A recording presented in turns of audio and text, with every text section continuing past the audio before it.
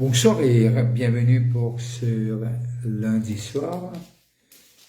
Et ce soir, moi j'ai envie qu'il nous prend une portion du psaume 23 et le verset 3.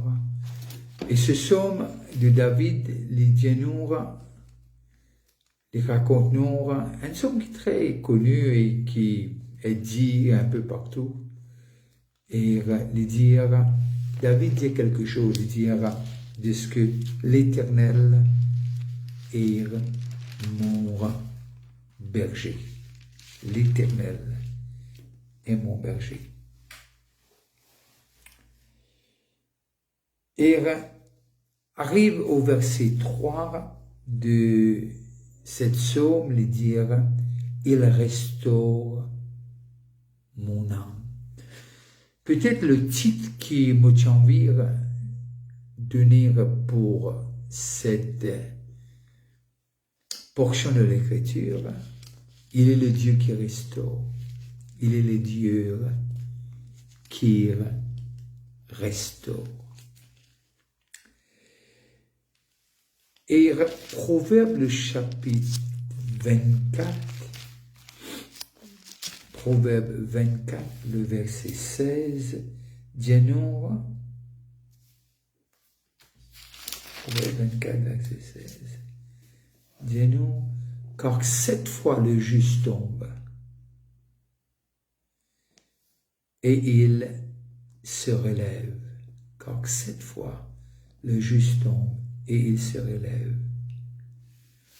Que Dieu bénisse la lecture de sa parole et que Dieu bénisse ceux qui sont connectés localement et ceux qui sont connectés de l'étranger.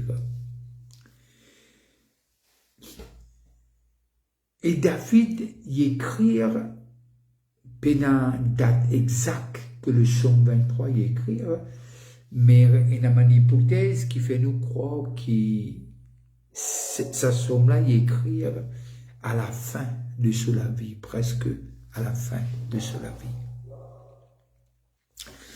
Et restauration de l'âme, il n'est pas faire un seul coup. Quand on est sauvé, le jour qu'il nous est sauvé, bien sûr que nous l'âme est restaurée, nous l'esprit. L'esprit de Dieu, il habite en nous. Mais la restauration, c'est quelque chose qui prend encore et encore parce que le moment qui nous est sauvé, jusqu'au moment où nous est enlevé ou bien nous allons vers Jésus, mot penser très souvent de fois l'homme les chuté et les tombé, qui veut dire l'homme les péché et a besoin d'une restauration. Et ce qu'il me peut dire par là, c'est qu'il peut le dire clairement dans Romains le chapitre 6, le verset 1 et 2, il dit, oh, dirions-nous donc, demeurions-nous, que dirions-nous, pardon, demeurions-nous dans le péché, afin que la grâce abonde, loin de là. Nous qui sommes morts au péché, comment vivrons-nous encore dans le péché? Qui veut dire loin de là, qui nous continue, reste dans le péché pour nous être, continue, être restaurés. Mais quand David écrit, il fait nous comprendre que David était un homme, bien sûr, qui connaît Dieu. Mais dans la vie de David, bien sûr, il y a plusieurs épisodes qu'on nous fait sur la vie et nous reconnaître que David chutait. Mais Dieu restauré. Un épisode qui est toujours béni moi lorsque, après sa résurrection, Jésus rencontrait Pierre et il dit, Pierre, est-ce qu'il te compte en moi? Et 3 fois, il dit, Pierre, est-ce qu'il te compte en moi? Bien sûr, c'est lui-même qui te dit, Pierre, qui te peut vraiment, pour arriver à un moment que te peut dire, de pas comme moi.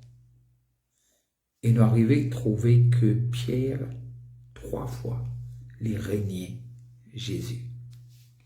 Lorsque Jésus apparaît à lui, il connaît que Jésus connaît. Mais maintenant, Jésus est ressuscité, Jésus dit, est-ce qu'il te compte à moi? Et sans la restauration, peina une pierre sur laquelle Jésus dit, pour vous bâtir mon église. Alors, nous avons besoin de comprendre que la restauration, si peina la restauration, et David dit, il restaure. C'est pas qu'il est fini fait dit, mais il est le Dieu qui restaure mon âme. Alors, il peut servir le temps présent. Qui s'en a parmi nous qui est arrivé à l'état de la perfection et qui ne bronche plus par la bouche ou par ce comportement? Ça n'existe pas. Encore une fois, on reprend le texte de Romains. Est-ce que ça veut dire que nous demeure dans le péché afin que la grâce abonde? Non. Et il y a beaucoup de monde aujourd'hui qui n'est plus peut suivre Jésus, ou bien qui n'est plus à l'église, simplement parce que je crois que peina aucune solution, peina aucune l'espérance pour eux, parce qu'ils ont failli. Alors le texte est clair, il restaure notre âme. Il restaure notre âme. Et nous comprenons que par Proverbe 24, 16, il dit que le juste est capable de tomber 7 fois, mais Dieu relève-lui toujours. Alors nous avons un Dieu qui peut veiller sur nous. C'est pour cela que Jésus dit, Pena un Père qui devient de moi, qui est beaucoup perdu. Mais très souvent, des fois, les gens restent sous la condamnation. Non seulement dans notre conscience, mais nous connaissons que Dieu, au-delà de nos consciences, selon Hébreu, nous pouvons ça tout à l'heure ou la semaine prochaine. Mais simplement, nous avons besoin de faire non seulement que nous, mon confrères, qui peut-être une chuté, que Dieu est le Dieu qui restaure.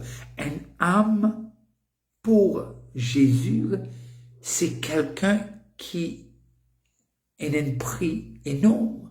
Nous sommes pas capables de mettre un prix sur une âme. Alors, aujourd'hui, nous connaissons la situation qui beaucoup de monde sentent tellement coupables et embarrassés et ne sont pas capables, même dans l'église que Dieu était, et pour faire quelque chose, je n'ai plus à aucun part. Est-ce qu'il me peut dire je n'ai plus enfant de Dieu? Non, pas ça qu'il me peut dire. Mais bien l'endroit que vous êtes capable de communier. Parce que l'erreur qu'ils ont fait porter, qu'ils ont fait faire. Mais Dieu, lorsque nous lisons dans Jérémie le chapitre 3, Jérémie le chapitre 3 et le verset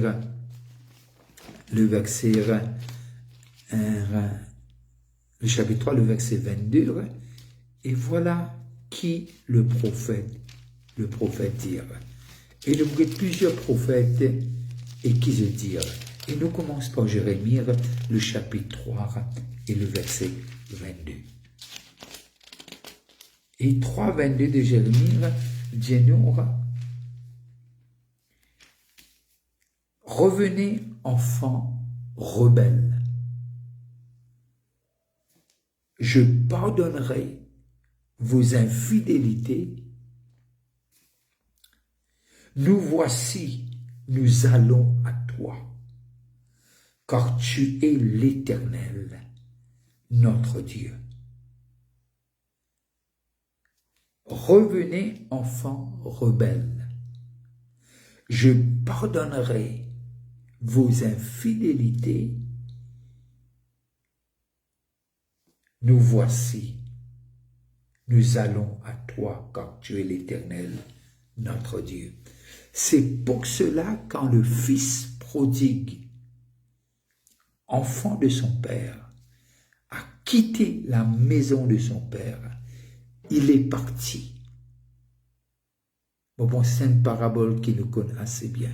Et qui est parti, et maintenant, il fait nous comprendre, lorsqu'il est venu, et il dit qu'il est venu à lui-même. Nous sommes capables de lire le texte. C'est à cause du temps. Il dit, il retourne à lui-même, et il dit, dans la case, ce papa.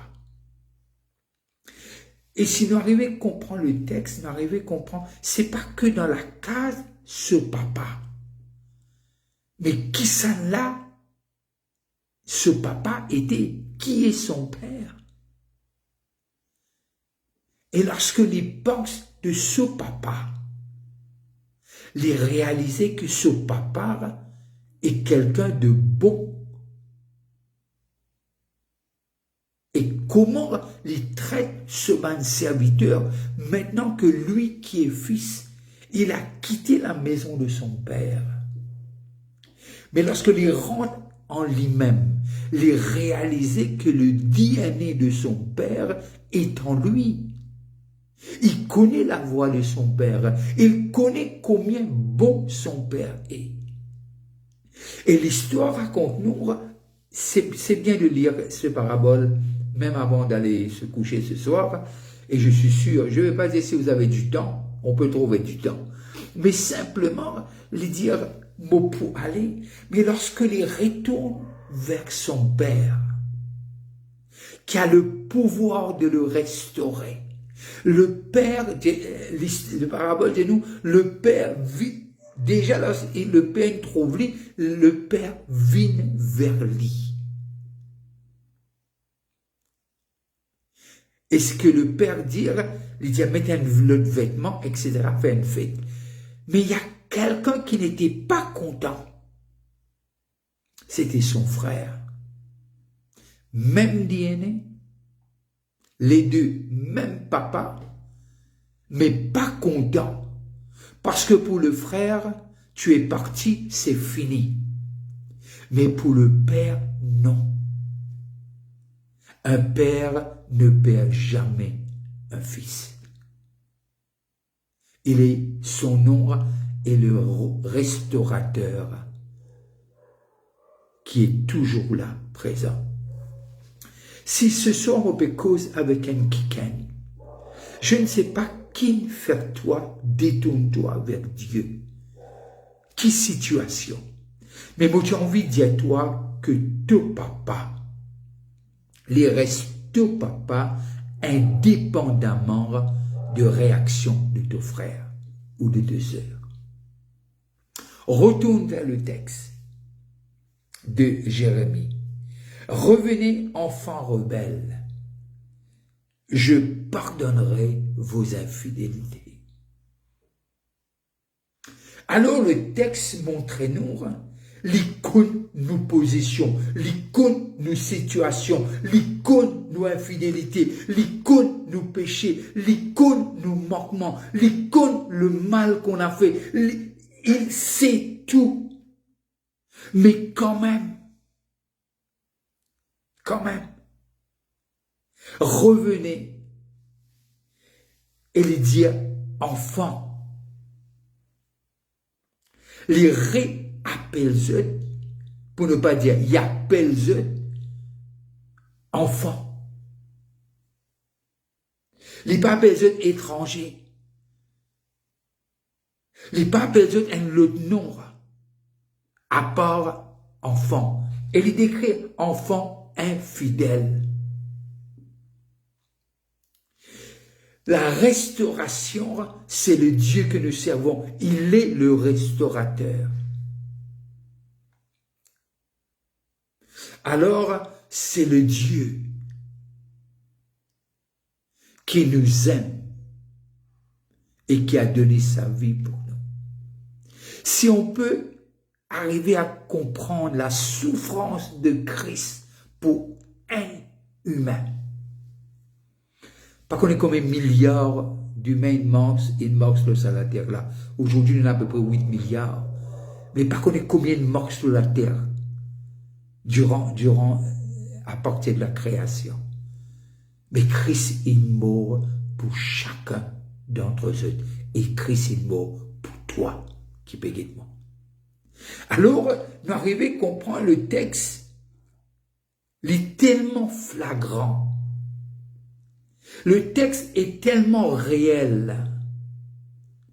Le texte est tellement lourd en amour et en compassion.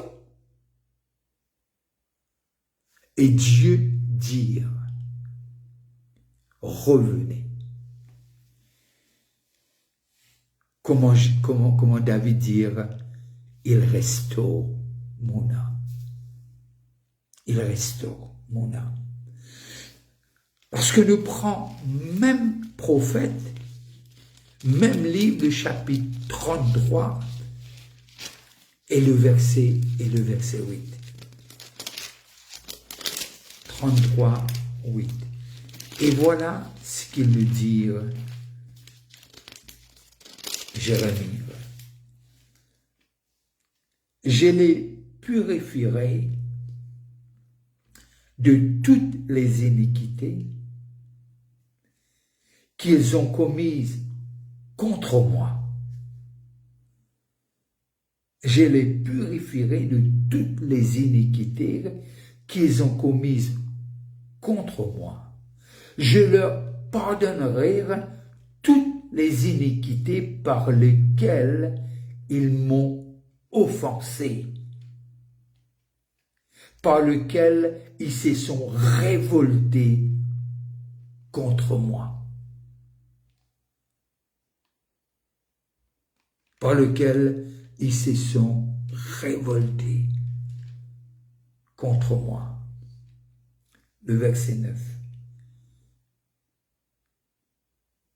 Pardon. Nous reste toujours le verset 8. Mais quand nous lisons Jérémie 3, 22 en anglais, voilà ce qu'il nous dit. Return, you backsliding children, and I will heal your backsliding. C'est un mot qui nous compte très bien, rétrogradé. Pas les fins rétrogradé. Mais l'anglais, return you backsliding children, and I will heal your backslidings. Indeed, we do come to you, for you are the Lord our God.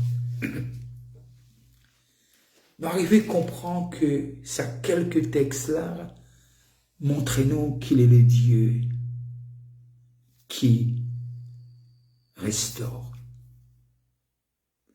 Et il ne va pas cesser de le faire. Parce que nous avons de la valeur à ses yeux. Nous avons de la grande valeur à ses yeux. Je ne sais pas, tu passes par quoi, je ne sais pas. Peut-être la question que tu te poses, est-ce que Dieu m'aime toujours? D'après le texte, c'est clair et c'est net. Oui, ton Créateur, ton Sauveur t'aime toujours. Je ne sais pas quel est l'état de ton âme.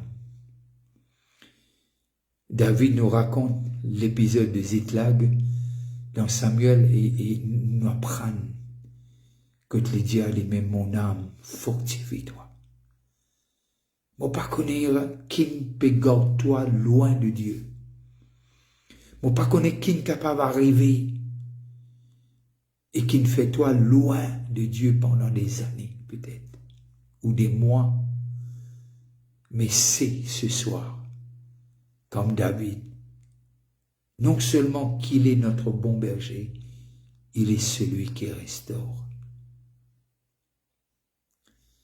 Sois béni, restez bénis, et sais que tu es un Dieu qui t'aime et qui ne cessera pas de t'aimer.